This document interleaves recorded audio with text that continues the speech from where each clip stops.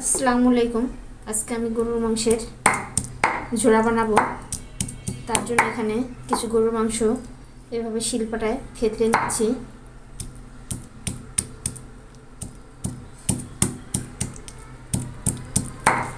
দেখুন এভাবে করে নিলাম। এই যে এগুলো আমি সব থেতলে নিয়েছি শিলপাটায়।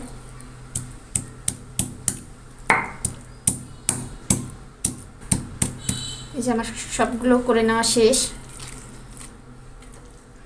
এখানে আমি চর্বি সহ নিয়েছি।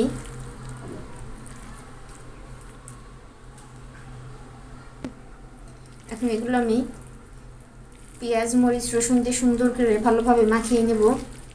দেখিয়ে দিচ্ছি কিছুক্ষণ পরে। এখানে আমি বড় একটা পেঁয়াজ কেটে নিয়েছি, আদা রসুন বাটা দিয়েছি 1 টেবিল চামচ, আর সামান্য পরিমাণ করে জিরা হলুদ আর মরিচের গুঁড়া দিয়েছি, আর 2টা কাঁচামরিচ ফালি করে নিয়েছি। এবার সামান্য পরিমাণে তেল দেব আর স্বাদ মতো লবণ দিয়ে নিচ্ছি, কারণ এটা মাংসের কিমাটা একটু সিদ্ধ করে নেব, তারপর বাকি কাজটা করব।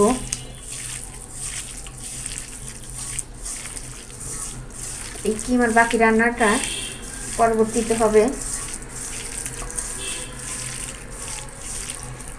এটা আমার মাখানো হয়ে গেছে। এবার এখন এই কিমাটা দিয়ে দিব।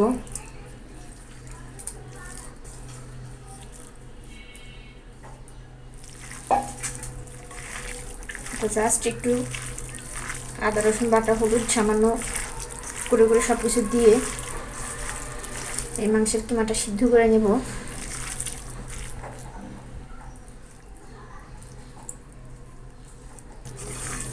এটা একদম ভাজা হবে।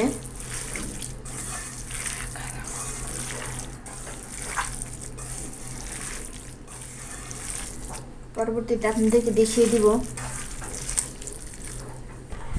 এটা আমার মাখানো শেষ। এবার আমি সিদ্ধ হওয়ার জন্য একটু পানি অ্যাড করব। এটা ভালোভাবে এভাবে পানি দিয়ে সিদ্ধ করে নেব। আশা করছি এই পানিটাতে সিদ্ধ হয়ে যাবে। এটা এখন আমি চুলায় বসিয়ে দেব। আমি চুলায় বসিয়ে দিয়েছি। এটা এখন আস্তে আস্তে সিদ্ধ হবে। পরবর্তীতে আপনাদেরকে দেখিয়ে দিব। এর জন্য এখানে 10-12টা কালো গোলমরিচ নিয়েছি, 4টা সাদা এলাচ নিয়েছি, 1টা কালো এলাচ নিয়েছি, সামান্য একটু জয়িত্রী নিয়েছি, 4-5 টুকরা দারুচিনি নিয়েছি, আধা চামচ পরিমাণ জিরা নিয়েছি, আর 5-6টা লং নিয়েছি। এগুলো এখন আমি ভালোভাবে পাটায় বেটে নেব। এখানে আমি সামান্য পরিমাণ পেঁয়াজ নিয়েছি, এটা বেটে নেব। কড়াইতে তেল দিয়ে দিয়েছি। এবার এই পেঁয়াজগুলো দিয়ে দেব।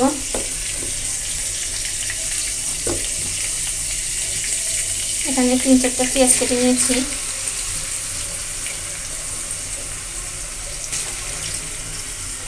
পেঁয়াজটা এখন বাদামি কালার করে নেব। তেলের মধ্যে গোটা মশলা তার কথা ভুলে গেছি, যার কারণে এখন দিয়ে নিচ্ছি। এখানে আমি 8-10টা কালো গোলমরিচ নিয়েছি, 3-4টা দারুচিনি নিয়েছি, 2-3টা সাদা এলাচ নিয়েছি, আর 4-5টা লবঙ্গ নিয়েছি। এগুলো আমি ভালোভাবে ভেজে নেব। আর 1টা তেজপাতা দিয়েছি। এখানে আমি পেঁয়াজ বাটা নিয়েছি 2 টেবিল চামচ, মরিচের গুঁড়া নিয়েছি 1.5 টেবিল চামচ, ধনিয়া ফাঁকি নিয়েছি আধা চামচ, আর হলুদের গুঁড়া নিয়েছি 1/2 টেবিল চামচ, একটা লবণ স্বাদ মতো, জিরা বাটা 1 টেবিল চামচ, আর এখানে কিউব করে আলু তেলে ভেজে তুলে রেখেছি, এটাও দিয়ে দিব। আর এখানে আমি গোটা রসুন ছুলে নিয়েছি, এগুলো দিয়ে দেব। গোটা রসুনটা দিয়ে দিয়েছি। এবার আস্তে আস্তে এগুলো বাদামি কালার করে নেব। আমার এটা ভাজা হয়ে গেছে। এই পর্যায়ে আমি এই বাটা মশলাগুলো দিয়ে দিব। মশলাটা যাতে পুড়ে না যায় তার জন্য আমি কিছুটা পানি দিয়ে নিয়েছি। এটা এখন ভালোভাবে কষিয়ে নেব, একদম কষিয়ে তেল বের করে নেব। মশলাটা কষানো হয়ে গেছে, তেল ছেড়ে দিয়েছে। এখানে আমি আদা রসুন বাটা আবারও 1 টেবিল চামচ অ্যাড করেছি। এবার এই সেদ্ধ করা মাংসগুলো দিয়ে দিব ঢেলে।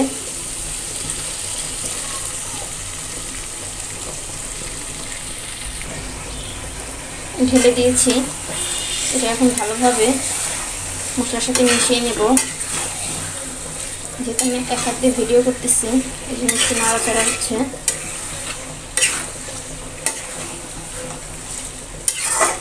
এভাবে করে আমি ভাজতে থাকবো।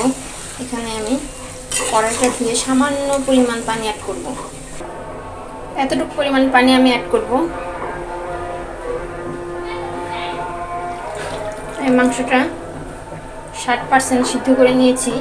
এবার এই মাংসটা এই পানি দিয়ে সিদ্ধ হয়ে যাবে পুরোপুরি, আর তেলের মাধ্যমে এটা ভালোভাবে সিদ্ধ হয়ে যাবে।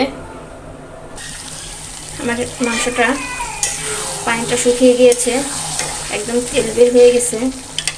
এ পর্যায়ে আমি এই ভেজে রাখা আলুগুলো দিয়ে দেবো। আপনারা চাইলে এটা স্কিপ করতে পারেন, যেহেতু আমার মেয়ে আছে, ছোটো আর ছেলে আছে, তাদের জন্য একটু দিয়ে নিলাম। এটা এখন ভালোভাবে মিশিয়ে নিব। এটা এখন ভেজে আস্তে আস্তে একদম কালো ভোনার মতো কালো করে নিব।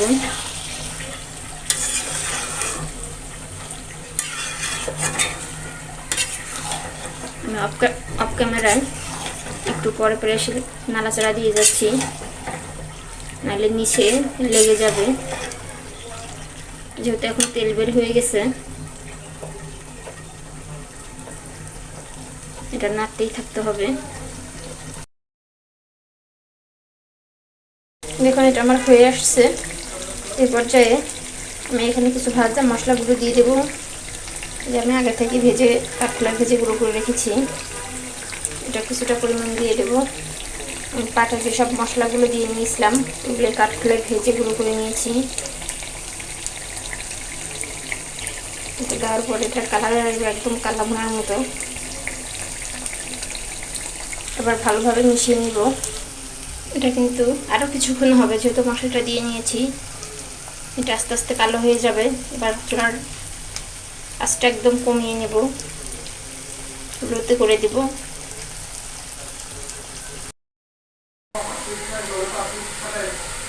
আমার কালকের এই মাংসের ঝুড়িটা আজকে ভাজা ভাজা করতে করতে একদম কালো ভুনার মতো কালো হয়ে আসছে।